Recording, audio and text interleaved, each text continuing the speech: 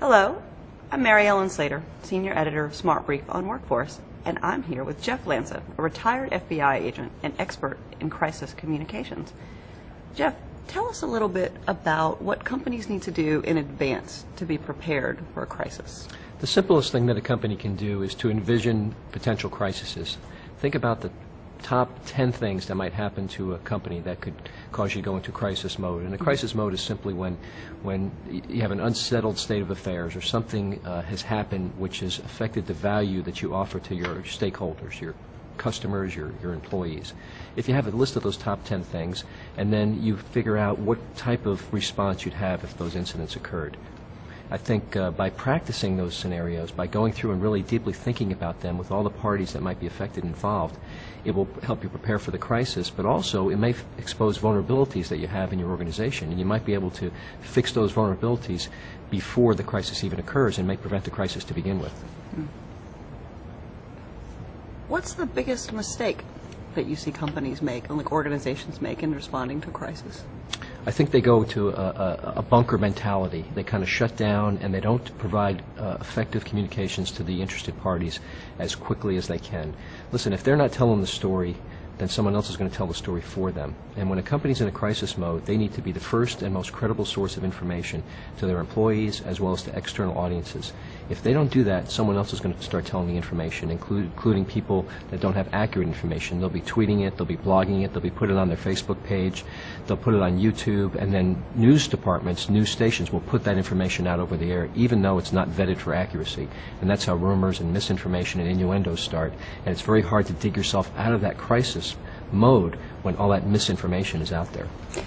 What's your advice? What's your single most important piece of advice for doing it right?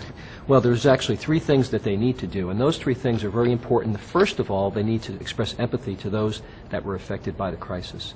People want to know that you care about them, and once you show that you care, it humanizes you as an organization, as a person, and they're more likely to further accept what you're going to say after that. Second thing they need to do is to tell people what happened to cause the crisis, and then tell people what you're going to do to fix the problem in the first place so it doesn't happen again. Those are the only 3 things. It's a very simple strategy. Express empathy, tell them what happened, and tell them how you're going to fix it so their lives go back to normal. And that applies to your internal audiences as well as your external audiences. How should training in crisis communications be handled? Who needs that training in an organization? Training should be given to all the people at top-level management, PR people, as well as human resource people. They all need to be involved because they're going to be the ones that are going to be providing a solution to this crisis. So having them be trained is very important. The frontline people as well. We had a particular case in where I worked with the FBI where a baby was kidnapped from a hospital, and it was taken right out of the mother's room. It puts the kid in the word kidnapping because the baby was just 8 hours old.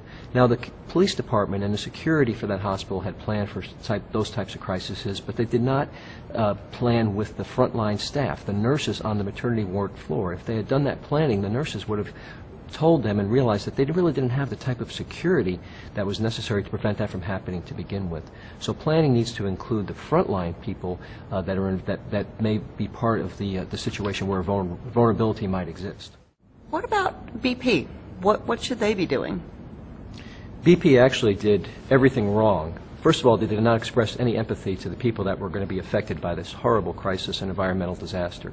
They didn't tell people what went wrong, and they didn't tell people how they were going to fix it, the 3 things that you need to do in a crisis. And one of the other things that they did is they told people, we're going to take care of it. Don't you worry about it. It's not a big problem.